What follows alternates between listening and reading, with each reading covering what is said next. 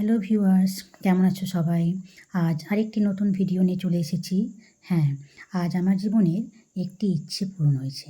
শুধু আমার বললে ভুল হবে, এমন ইচ্ছে কম বেশি অনেক মেয়েদেরই থাকে, কিন্তু সুযোগ ও মোটিভেশনের অভাবে অনেকে সেটা পূরণ করতে পারে না।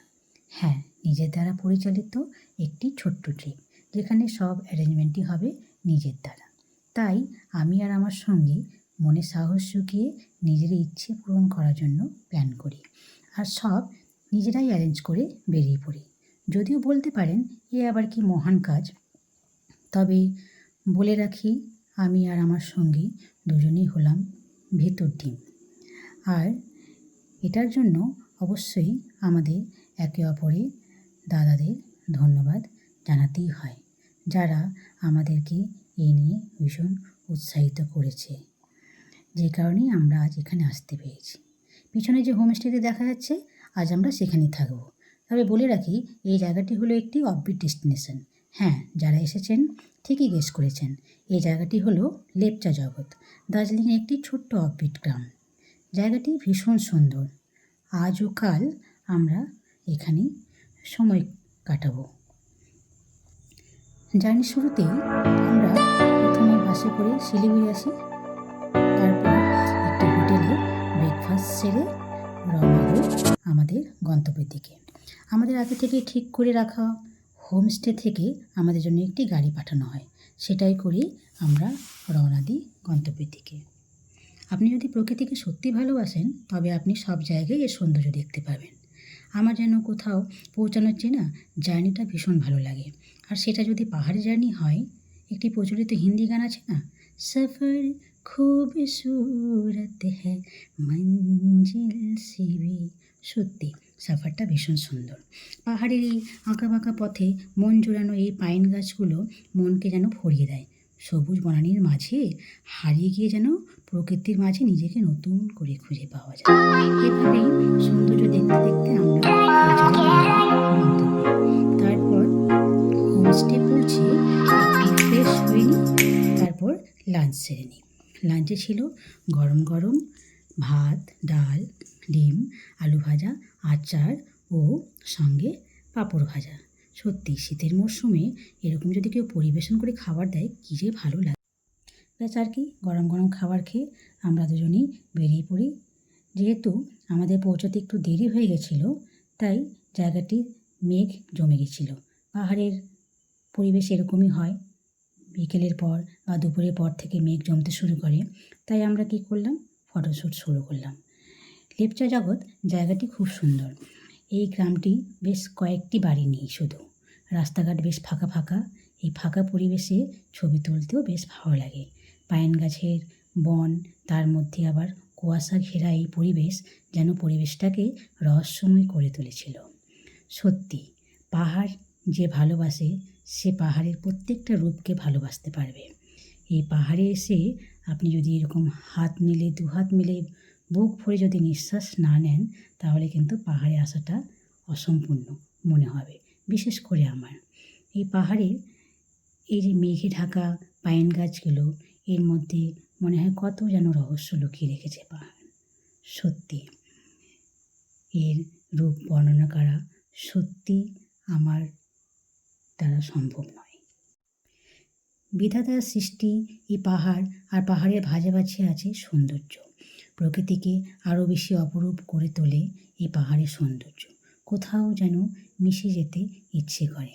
ছোটোবেলা থেকেই পাহাড় আমাকে কিন্তু ভীষণভাবে টানে। সবসময় মনে হতো, যদি আমার একটা বাড়ি পাহাড়ে হতো তাহলে কেমন হতো। পরন্ত বিকেলে আমরা হোমস্টে ফিরে এসে ব্রেকফাস্টে একটু পাকোড়া চা খাই। তারপর রাতের বেলা বেলকনিতে বসে পাহাড়ের দৃশ্য দেখতে থাকি। সত্যি রাতেও যে পাহাড় এত সুন্দর লাগে, তা না দেখলে বর্ণনা করা যায় না। রাতের মধ্যে এই মিটমিট করা আলোগুলো কী যে সুন্দর লাগে, সেটা সত্যি বর্ণনা করা মুশকিল। দূরে এই মাটির মধ্যে নিচে যে মিটমিট করা তারাগুলো দেখছেন, কি সুন্দর লাগছে না। তারপর ডিনার সেরে আমরা রাত্রেবেলা ঘুমিয়ে যাই। তবে রাত্রেবেলা ঘুমটা ঠিকঠাক হয়নি, যেহেতু দুজনে একা প্রথমবার বাইরে এসেছি, তাই ঘুমটা একটু দেরি করে এসেছিল। সকালবেলা উঠেই আমরা বেরিয়ে পড়ি আমাদের গন্তব্য, একদমই হোমস্টের কাছে ছিল সেই ভিউ পয়েন্টে। সেখান থেকে কাঞ্চনজঙ্ঘা দৃশ্যটি দেখতে খুব ভালো লাগে। সকালে উঠেই দেখি আকাশ পরিষ্কার। এই পরিষ্কার আকাশে আমরা উপরে উঠে গিয়ে উপরের দৃশ্যটাকে দেখতে পাই। সত্যি কী যে অপরূপ দৃশ্য ছিল, সেটা বলে এখানে বর্ণনা করা যায় না বা ক্যামেরাতেও ধরে তোলা যাওয়া সম্ভব নয়। এই ভিউ পয়েন্টে আমাদের জন্য সব পর্যটকের জন্য এই যে বসার মতো ছোট ছোট চেয়ার করে রাখা আছে, যাতে এখানে বসে এই প্রকৃতির আনন্দ উপভোগ করতে পারে। দেখুন দোলনাও রয়েছে। আর এই যে আমার সঙ্গে সামনে এসে আমাকে ডিস্টার্ব করছে। এবার দেখুন দূরে পাহাড় দেখা যাচ্ছে, অথচ আমার ক্যামেরাতে হয়তো পরিষ্কার বোঝা নাও যেতে পারে। খুব সুন্দর লাগছে দৃশ্যটি। রোদ ঝলমলে আকাশে পাহাড় দেখতে আরও সুন্দর লাগে। এই পাহাড়ের মধ্যে প্রকৃতিটা এত সুন্দর লাগছিল, যেটা বর্ণনা করাটা সত্যি আমার পক্ষে অসম্ভব। তাই ক্যামেরা নিয়ে একটু সেলফি তোলা হলো। প্রকৃতিটায় রৌদ্র বেশ ছিল। ওখানে বসে চেয়ারে বসে লোকজন দেখছে। ধীরে ধীরে আকাশ পরিষ্কার হচ্ছে, আবার কখনো কখনো মেঘে ঢেকে যাচ্ছে। পাহাড়ের রূপটাই হলো এরকম। পাহাড়ের এই মেঘ আলোর খেলা কি সুন্দর যে না লাগে।